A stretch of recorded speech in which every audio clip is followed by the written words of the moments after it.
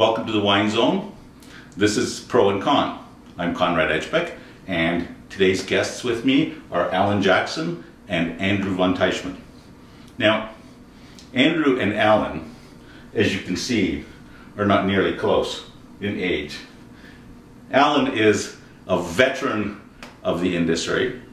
Allan started off in '77 with a fascinating PhD that I'm going to talk about in a minute, about volatility in Ontario wines. Yeah, volatile components. Volatile components. I always say that because winemakers get the heebie-jeebies when they use the volatility. The volatility, okay. Allan was a senior research guy with Ride Out Wines, which was owned by Labatt's.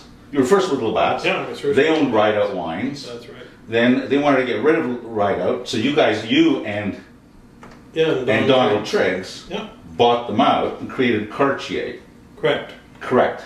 And after Cartier Wines, you and Donald and another Donald we've heard of, Donald Zeraldo, merged Cartier and Inniskillin. Right. Along with a few other investors to create Vincor.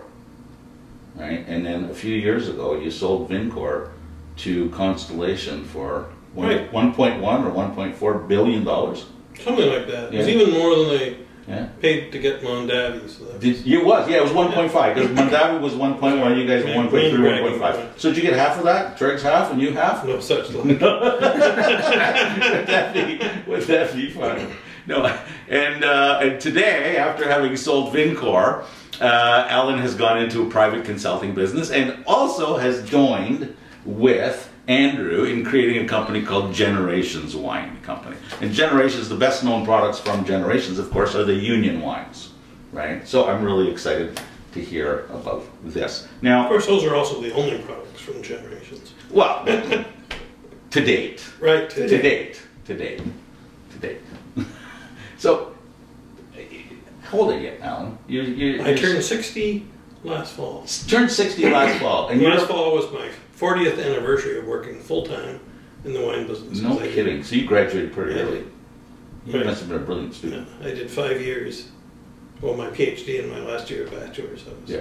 And you're 30? Are you 30 yet? 35. 35. Old man. Now, here's another thing you got to know about Andrew. Andrew looks like a young guy, but this guy's a veteran too. Okay, Andrew, your first experience, as I understand it, was with your dad, who was a minority owner in William Hill Winery. Yep. And when you were 13 years old, he took you to a board meeting in California. Yeah, it was something he loved to do. He loved to take, we're a family of 4 boys. Yes. And he always took someone on a business trip once a year, and for whatever reason, I got to go to Napa Valley and go to this board meeting, and the rest of the board said, there's no way this kid is coming in the board meeting. For God's sakes, we're having a board meeting. My dad said, look, he's my son, and he came down with me, and he's going to otherwise sit out for 4 hours doing nothing. So he's going to just let him in. Anyway, that was the only board meeting I'd been to as a 13-year-old, and you didn't have anything to say. No, you didn't have anything. I vote to have it.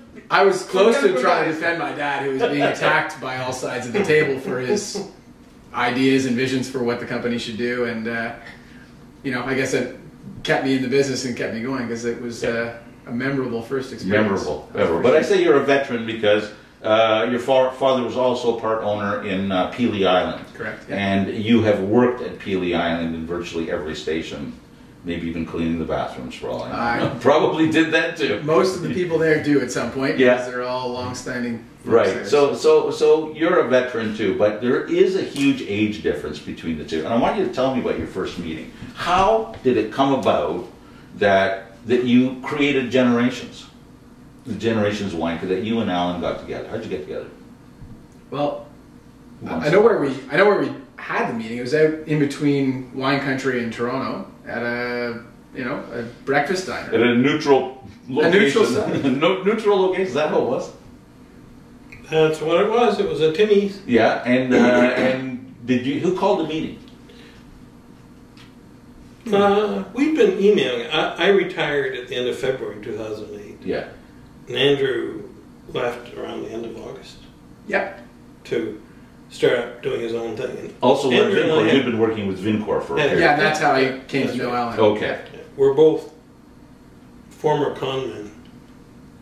We have 3 con men here. Right. The gay con and I'm good with still the con. Capital K. anyhow, Andrew and I had interacted a very moderate amount at Vincor, mostly doing competitive tastings together. Okay. And as luck would have it, I lived next door to Andrew's boss, who thought the sun rose and set on him. So when she told me that Andrew was leaving, I sent him, and why, that he was going to start his own thing, I sent him off an email and said, good for you. Was that Kathy Jacobs? Ann Gibbons. Ann Gibbons, okay. Yeah. Excellent. Great. And so the first meeting, uncomfortable? Like, shall we work together? How's it going to work? What are we going to do here? Well, What'd you decide? we bounced a few emails and said we should get together and have a coffee after he was officially free. Because I said I had a couple of ideas I wanted to bounce around with him. I was interested in hearing about his agency he was starting. And my experience with agencies has been that positive, in that you take a brand. We went through this with Inniskillen had an agency when we got together with them. And we built one brand up to a huge brand, more than 250,000 cases from nothing within a few years. And then the next time your contract comes up for renewal, it's sayonara, you know. So it's hard to build up a business. Yes, it is. Yes, So it is. my question to Andrew was, how are you going to get around that in the wine business? And we started kicking that one around. Meanwhile, he's kind of looking at his cell phone every 2.5 seconds because his wife's due any day with their first child. That's right. It wasn't just the birth of a wine company at the time. That's right. There was a that lot happening. That's part of why it became generations, actually. But I was, my first grandchild had been born 2 months earlier. So we got talking about, well, the answer we arrived upon to the agency question was to have a controlled brand that can't walk away once you built it up. Right, I understand. Something where you own Right. the label. Yeah, it's your You own the as an label no agent, matter what. It's your security. That's you have right. at the very least one brand that you control, you build, you grow, you own. The very first brand that I worked with was a Bordeaux called Saint-Jovien. And Saint-Jovien was a brand owned by Anthony von Mandel, Mark Anthony Brands, and it was produced by a fellow in Bordeaux. And when that relationship went sour, Saint-Jovien stayed with Anthony. Right. And the brand and the listing, which was good. Anyways, so your company's in its 4th year. It's been going well. What's been your biggest single sale? Well, working with the LCBO, it sort of drives our business right now. Yeah. That's for sure. I would say that our Union Red, Yeah. that's on shelf, that's been our biggest sort of leader as such between the now 5 wines that. So it's your leading seller. Yeah. What about single purchase? Is that like to another province? You're everywhere, right? Or you're across the country? Is that correct? Well, we're in Manitoba. You're in Manitoba. I'm trying to break into Saskatchewan and Alberta this year. Right. Okay. Good luck. And that shouldn't be too difficult, especially Alberta and British Columbia. My God, buyers in British Columbia, Alberta, Saskatchewan, get with it. This is a good product. You're missing out on something terrific. I've seen it sell, and I recommend it often when for weddings. Yeah. Because it's really good. In a generic way, in a widely appealing way. It's appropriately inexpensive, okay, and it has a gorgeous name for unions. We hear that probably as the most universal feedback when we go to wine shows and actually meet the people who are buying our wine, which is fantastic. A lot of them say we saw it because we were going to an engagement party and wanted something to bring, or we had a wedding and it was perfect, and that's been, it wasn't drawn up that way. It's just the name lends itself. But it works. I think it works in many ways. Many ways. It's a positive name. It's a positive look, right? So it really works well. Where's the hardest place in Canada to sell wine? Where's the most difficult? I'll let Allan answer that. He's been around much. I would have longer than said I Quebec. Yeah. Quebec, just because it's a very unusual distribution scheme with some wines in grocery stores, some wines in the SAQ. Right. Actually, just as a non sequitur here, I was asked a couple days ago why there are so few Canadian, like VQA wines in Quebec?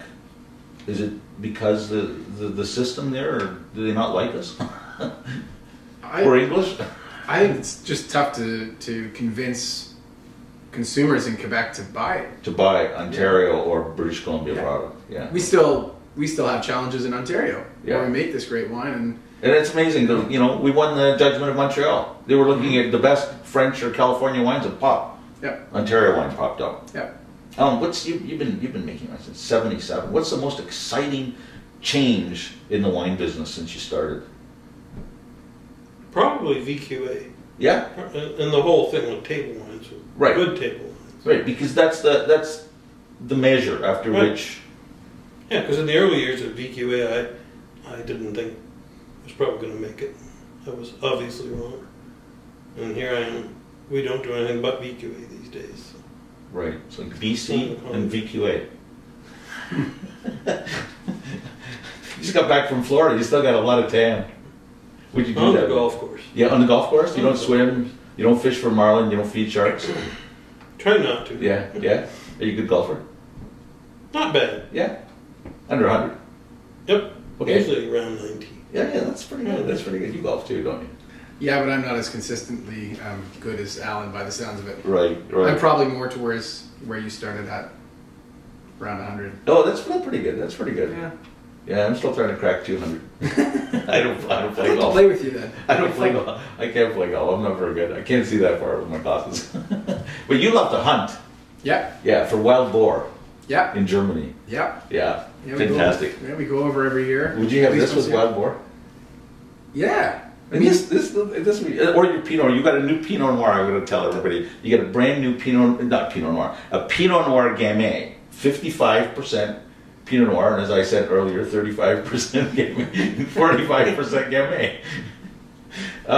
Terrific, and I like it. It's really good. It's slightly oaked, right? Very gently oaked. You can't tell the oak. This is just brilliant. I love your rosé, 2011 rosé. It's a blend of Merlot, Gamay Noir, Pinot Noir, and Cabernet, and it's what a wonderful union.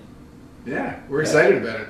Yeah. Very excited. And this is really the first time anyone else has had a chance to try it. So $13.95. Yep. The Pinot, all your wines are $13.95 except for the Pinot-gamay, Correct. which is $16.95. It'll be $15.95. $15. Are you starting with a buck off LTO? Nope, No, just it's $15. that is the price, You decided here a minute ago in the kitchen you're going to drop it by a buck. Just for the viewers who No. watch your show, you see. Yeah, you go in and say you saw our pro and con, you want a buck off. That's right. The LCBO will accommodate you, I'm sure. So, one last thing: are they all available? You have a white, the red, the Pinot Noir Gamay, and the rosé. Are they all available at LCBO, or will be soon? They're all available at LCBO. We can only sell at the LCBO, as a matter of fact, because of being a virtual winery. Right? Can you not sell to licensees We can sell to licensees. and deliver to licensees? Because it is considered an LCBO sale, so that is permissible, yeah. Right. Okay. Good. Good. And they're all available. The rosé will be out around about the 1st of May, 2012. Okay. And the noir probably sometime mid to late May. Mid to late May, Yep. 2012, in time for May 24. You got it. That's perfect. Okay, thank you very much. Thanks for coming. Cheers. Pleasure. I'm really Thanks. thrilled you guys were able to make it here. Cheers. Thanks for having I have you us. sign my guest book too. Here you go. Nice guest book. You know, do you remember in one of your, I think it was the Toronto Life column, it was early May 2009.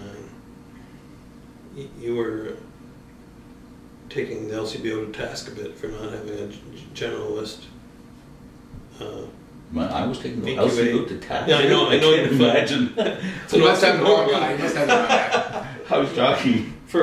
I think it was about generalist and virtual wineries. Oh yes, I remember. And yeah. Andrew passed along, and I smiled because there we were. Thanks so much for coming. And we'll be back again. Come back and visit the WineZone with more guests. We'll have more intimate talk about wine, and you're always welcome. Thanks.